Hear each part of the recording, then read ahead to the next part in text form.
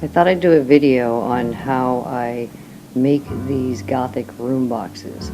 Now I'm not going to go through the whole thing, but I'm in the process of making one, so I thought that I would just highlight for you how I do it, and basically so you can see what all goes into the craftsmanship and making of these projects. So when I start this project, this is the wood that I use. We use a 1/4 inch MDF and usually a 1/4 inch birch. Sometimes we throw in an 1/8 of an inch basswood or other woods that we get a hold of. But this is the big sheet that it starts with. And then we decide what size box we want, and my husband cuts it on the table saw. So as you can see, there's a lot of stuff going on here in my workshop. But after we cut it, then this is basically what you have. You have your pieces to start your new box. And then as the box starts evolving, we're going to go here, sorry if it's too fast. This is how the dry fit of the original setup of the box starts. Now what you're looking at is the floors, walls, ceilings, some of the support parts, and the walls with the windows. I'll get a little closer in on it and show you what the windows are about. Okay, so here we have the windows. Now what I've done here is I have scrolled out the window on my scroll saw, which I use a very lot. And then I ended up doing that on all the different panels, and that's what gives us the walls and the windows. So as you can see, on these windows, there's extra trim. The extra trim I use to give the windows some depth and just give it a little extra flair and different things like that.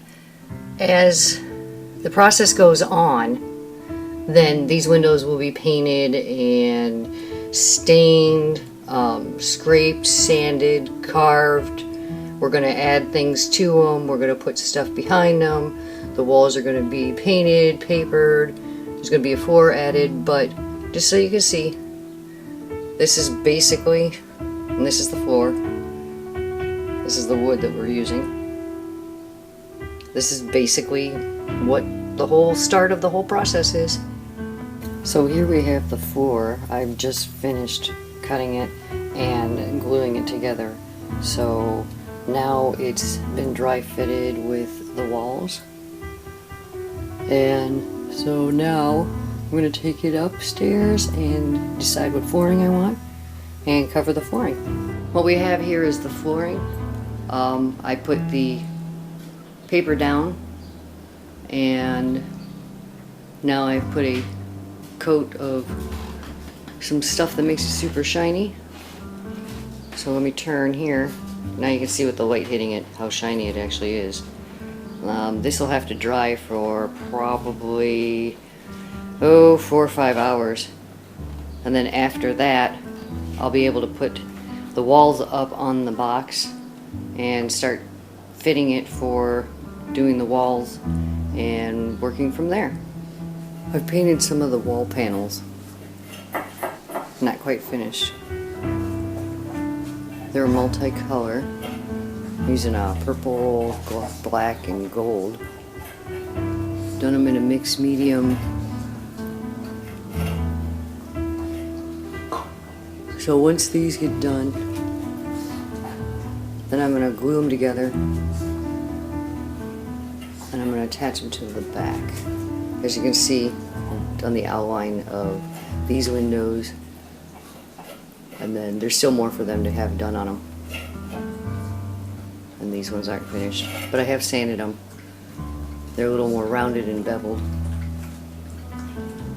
I put the sides of the box on. The flooring is finished, and the inner walls are finished. And as you can see, I've finished painting all of the inside of the windows. We got the floor mounted in. We have a picture in the back behind the windows. Also here, as you can see, as I'm turning this, it's on a turntable. This is the box This is how it's been done. The walls and floor are glued together and also nailed, and then the flooring step is nailed in also. So we have all the different sides of the box, but I haven't put the lid on yet because I'm still in the process of doing the ceiling. But as you can see, the walls are in. It's pretty solid at this point. This right here, this is another piece of wood that leaves a space in between so that we can put some lights, and in between the windows and the picture you'll see lights, and it'll light all up in that area. So this is as far as we've gotten right now, and so now we're going to work on probably decorations, pillars, obviously the ceiling, and we'll just continue on from there, and I'll kind of video as I go along. What you're looking at is balsa wood.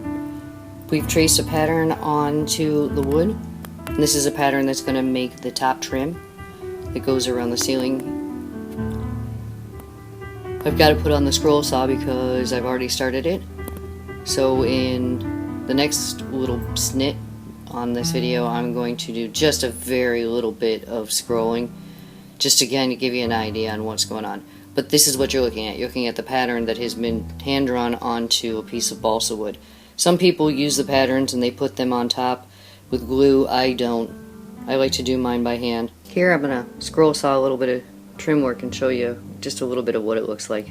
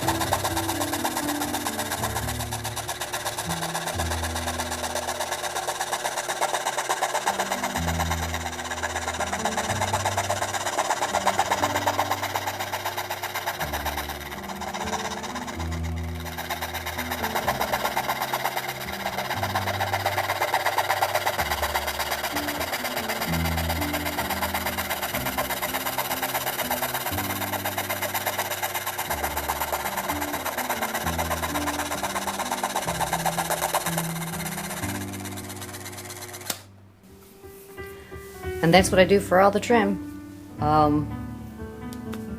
You can see other scroll saw videos online, and you can see how they do it a little bit more closer. I just wanted to give you a basic idea. So all the trim work that you see in our boxes, most, I would say 99% of it is what I have scrolled out, or my husband has routed, or we've made by hand. Today I spent some time on the scroll saw, and I scrolled out a bunch of the ceiling beams that we have here. These are all going to go across the top. As you can see, each one is just about the same length, but I'll adjust them as time goes on. And then what you're looking at here, these are the bottoms of the beams that I'm going to be putting in, the columns. And I've done the bottom column supports out of wood, and the little leaves are made out of sculpey, so they were sitting in the oven for a little while. And then I had to take some dowel rods, cut those in half, and those are going to be my pillars. So then we'll assemble all of this, and it'll get painted. It'll be added into the box. This is just some scroll work that I had on the side. Right there. So yeah. So this is the step that I use for today. The pieces to put together, so that we can just start adding some pretties onto the box. Just finished putting in the pillars and the ceiling. Let me show you as I turn the box. So we got all those put in right now. We got the trim on the ceiling. So I'm going to go down and start scrolling out some trim for around the edges and around the back. Now that we have the trim, all of the little pretties added into the box, and the RGB lighting system put in behind the windows, just as indicated earlier in the video, you will find that this box is finally completed.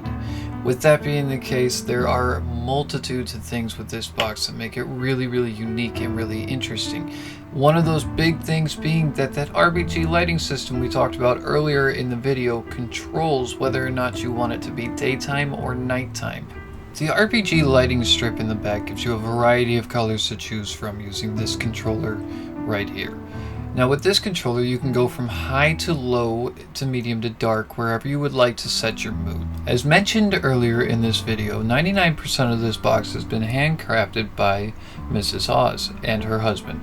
Now with that being the case, we hope that this tutorial has helped you and hopefully has answered a few questions that you may or may not have about building your own 1/12 scale room box. To see this box and many other boxes like this one created by Mrs. Oz and the House of Oz, feel free to look through the channel. I will have a link for this specific box on the video. Feel free to click it at any time if you'd like to see all of this box in all of its glory. Thank you all for watching this video, and we hope that it's been helpful in your endeavors on your own box journeys. If nothing else, it's a great hobby to have, and it's really, really relaxing to actually sit back and see these creations come to life. With that being said, we hope you have a wonderful day, and thank you again for stopping at the House of Oz.